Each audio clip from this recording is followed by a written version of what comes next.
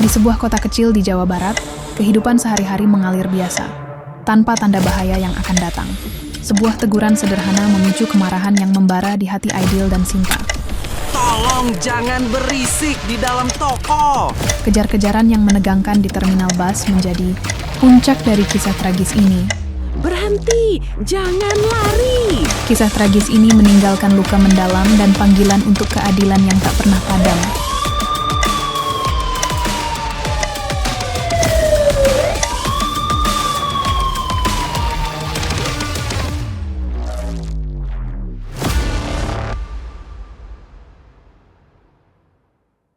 Pada tanggal 1 Mei 2025, suasana di Kelurahan Kesambe Baru, Rejang Lebong, tampak biasa saja saat pagi menjelang.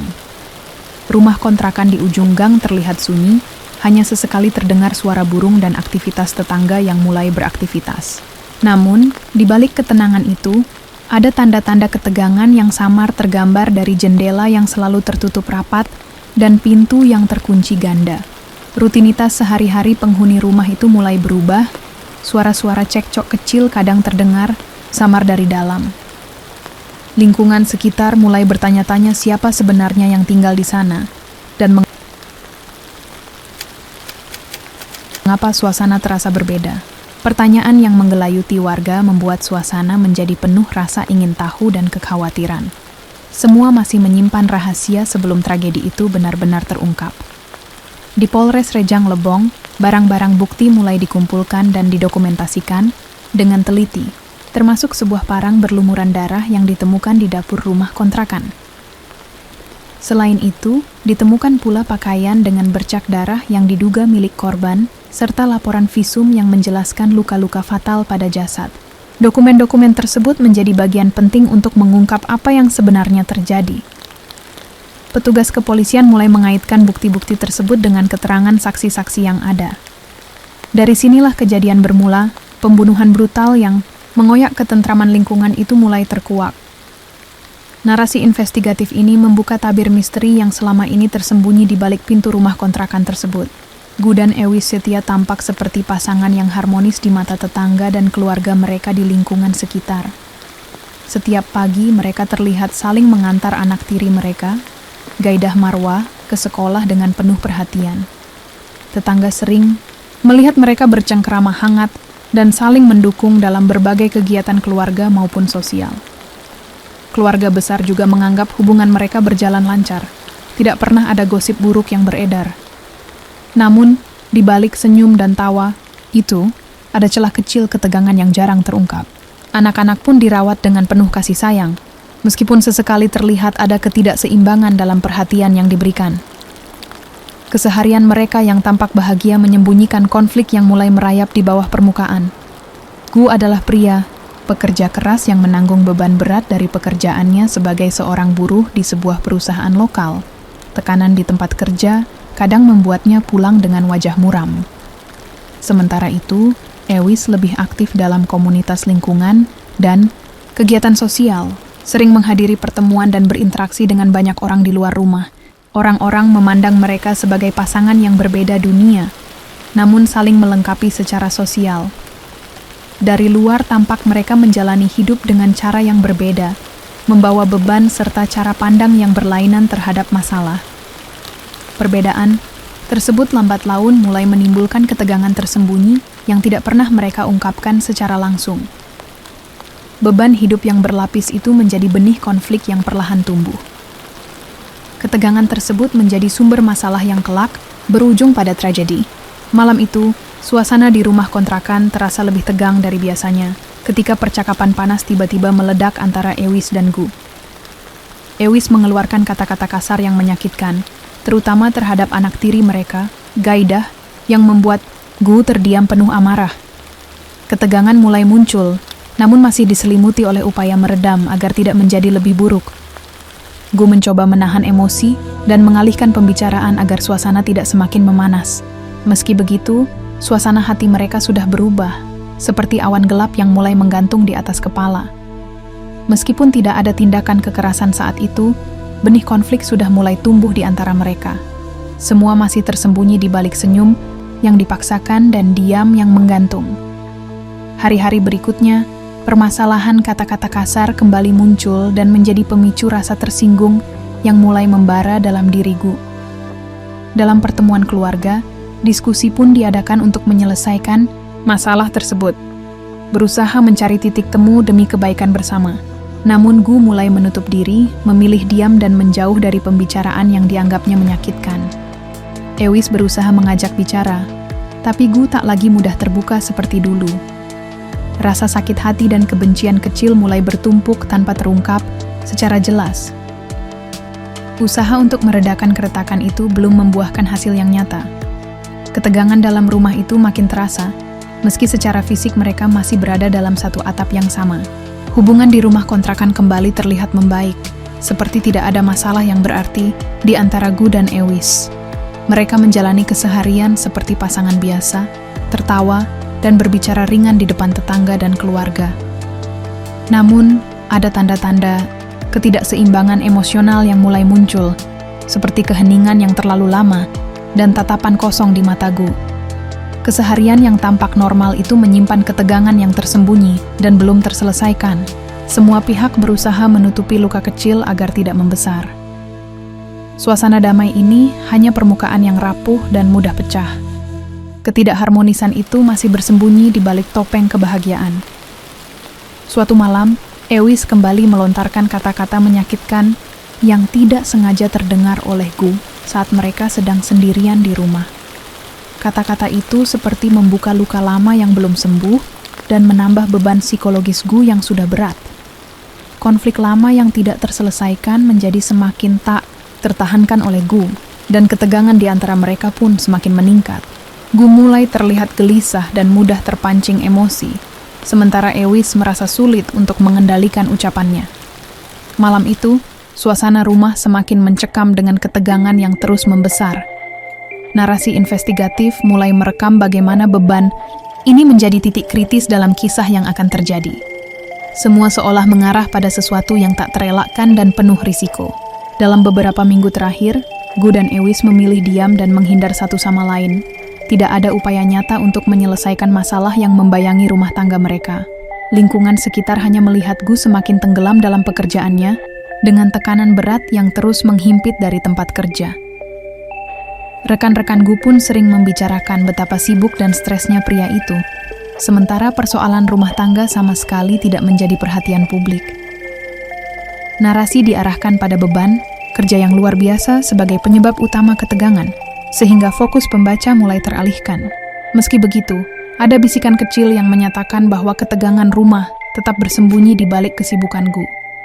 Kecurigaan mulai muncul dari orang-orang terdekat, namun mereka tetap bungkam, menghindari konfrontasi langsung.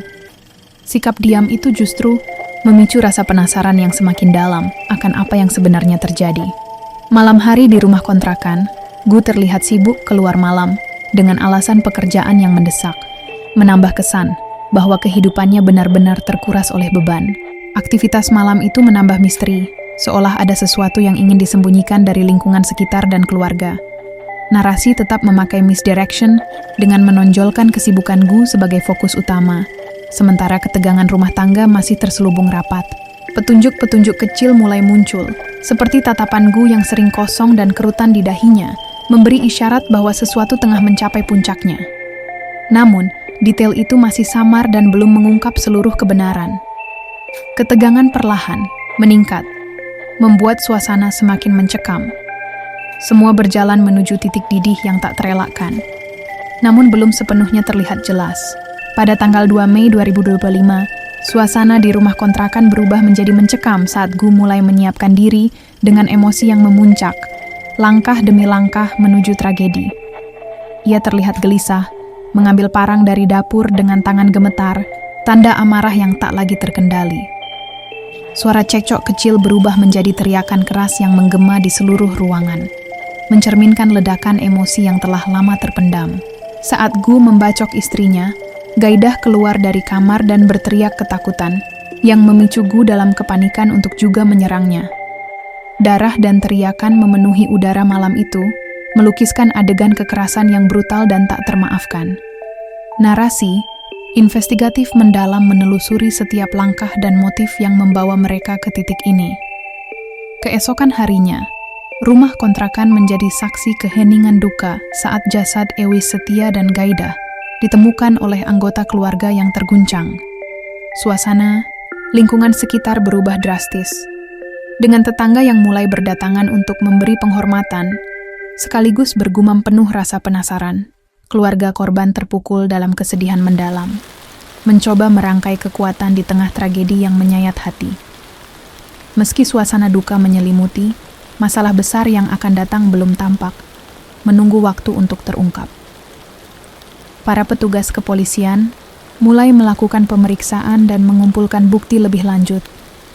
Dunia mereka yang dulu penuh tawa kini berubah menjadi sunyi dan penuh tanda tanya. Semua masih berdiam dalam keheningan yang berat, menunggu babak baru yang akan membuka kebenaran. Setelah beberapa hari buron, Gu akhirnya ditangkap di Kabupaten Kerawang, Jawa Barat, berkat kerja sama intensif antara kepolisian Rejang Lebong dan kepolisian setempat yang tak kenal lelah. Penangkapan itu disambut dengan reaksi beragam dari keluarga yang masih terpukul dan aparat kepolisian yang terus menggali fakta. Gu dibawa dalam pengawasan ketat. Wajahnya tampak letih namun penuh beban batin yang belum terucapkan. Di Polres Rejang Lebong, penyelidikan mencapai puncaknya dengan pengumpulan bukti yang semakin kuat dan kesaksian yang membuka tabir kebenaran.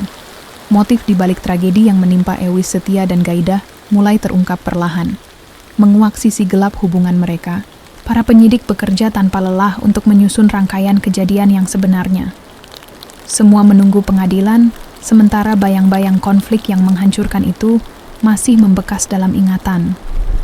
Dalam konferensi pers di Polres Rejang Lebong, Kapolres dengan tegas mengungkap bahwa motif pembunuhan berakar dari kata kasar yang dilontarkan Ewis Setia kepada anak tiri Gu, Gaidah. Penjelasan itu menimbulkan kejut di kalangan wartawan dan masyarakat yang mendengar, karena masalah sepele berubah menjadi tragedi berdarah. Narasi menggali lebih dalam bagaimana tekanan batin dan rasa tersinggung Gu mengendap begitu lama, hingga akhirnya meledak dalam tindakan kekerasan. Perasaan tidak dihargai dan dilecehkan membuat Gu kehilangan kendali atas emosinya. Polisi menjelaskan bagaimana kata-kata itu memicu amarah yang membabi buta, yang tragisnya mengorbankan 2 nyawa. Emosi Gu yang rumit dan konflik batin yang menumpuk dijadikan kunci penyelesaian kasus ini. Publik mulai memahami kompleksitas motif yang tersembunyi di balik tragedi keluarga itu. Masyarakat sekitar dan keluarga korban merasakan dampak besar setelah motif sebenarnya terungkap, membawa perubahan pandangan yang signifikan. Kerabat dan tetangga yang sebelumnya hanya melihat sisi luar hubungan itu kini menyadari betapa dalam dan rumit persoalan yang dihadapi. Penyesalan dan kesedihan memenuhi hati banyak orang yang merasa seharusnya bisa mencegah tragedi ini. Lingkungan yang dulu ramah kini terasa hampa dan penuh tanda tanya, dengan bisik-bisik tentang apa yang sebenarnya terjadi di balik pintu rumah kontrakan. Keluarga korban berusaha bangkit dan menerima kenyataan pahit, meski luka batin masih membekas. Reaksi masyarakat juga menunjukkan solidaritas dan keinginan untuk memahami serta membantu keluarga yang ditinggalkan. Tragedi ini meninggalkan jejak mendalam dalam kehidupan mereka yang terlibat. Penyelidikan yang lebih mendalam membawa para penyidik kembali ke lokasi kejadian untuk mengumpulkan bukti tambahan dan mewawancarai saksi yang mungkin sebelumnya terlewatkan. Hasil otopsi menguatkan kesimpulan awal tentang penyebab kematian dan menunjukkan betapa kejamnya tindakan yang dilakukan Gu. Bukti fisik dan kesaksian yang semakin lengkap membentuk gambaran kronologi yang jelas dan rinci. Fakta-fakta baru ini memperkokoh motif yang sudah terungkap dan menghilangkan keraguan di benak penyidik. Narasi investigatif terus menelusuri tiap detail kecil yang mungkin dapat menjelaskan mengapa tragedi tersebut bisa terjadi. Kepolisian menegaskan komitmennya untuk menuntaskan kasus ini dengan penuh keadilan. Masyarakat pun menantikan kejelasan akhir yang dapat membawa penutup pada kisah kelam ini. Di Pengadilan Negeri Rejang Lebong, proses hukum terhadap Gu berjalan ketat dengan berbagai sidang yang penuh tekanan psikologis. Gu duduk di kursi terdakwa, wajahnya menunjukkan kelelahan dan beban berat akibat perbuatannya yang mengerikan. Keluarga korban hadir, membawa duka mendalam yang tak terucapkan, sementara para hakim dan jaksa menyiapkan tuntutan yang sesuai dengan hukum. suasana sidang sering kali tegang, dengan saksi-saksi memberikan kesaksian yang menyayat hati. Tekanan terhadap Gu semakin meningkat seiring pengungkapan fakta-fakta yang menyakitkan. Berbagai argumen hukum disampaikan, namun kebenaran tentang tragedi itu tak bisa disembunyikan. Proses peradilan ini menjadi panggung bagi kebenaran dan keadilan yang harus ditegakkan. Kasus ini menjadi perhatian besar media dan masyarakat luas, yang ramai membahasnya dengan berbagai sudut pandang. Berita dan diskusi di televisi, radio, dan media sosial terus mengangkat pentingnya komunikasi yang sehat dalam rumah tangga. Banyak ahli dan aktivis menyerukan pencegahan kekerasan dalam keluarga melalui edukasi dan kesadaran bersama. Kasus Gu dan Ewis menjadi peringatan nyata akan bahayanya konflik yang tak terselesaikan. Masyarakat mulai membuka dialog tentang pentingnya mendengarkan dan menghargai perasaan pasangan. Media juga menyoroti peran lingkungan sekitar dalam mendeteksi tanda-tanda keretakan keluarga. Refleksi ini membuka ruang harapan agar tragedi serupa tidak terulang kembali. Dampak sosial dan psikologis dari kejadian ini sangat besar, membuat keluarga korban terpuruk dan terpecah oleh rasa sakit dan kehilangan. Trauma mendalam menghantui para anggota keluarga, terutama kerabat dekat yang masih berusaha memahami kenyataan pahit ini. Lingkungan sosial pun berubah, dengan rasa simpati bercampur iba dan keheningan yang menggantung. Anak-anak dan generasi muda dalam keluarga tersebut kini menghadapi masa depan yang penuh luka dan pertanyaan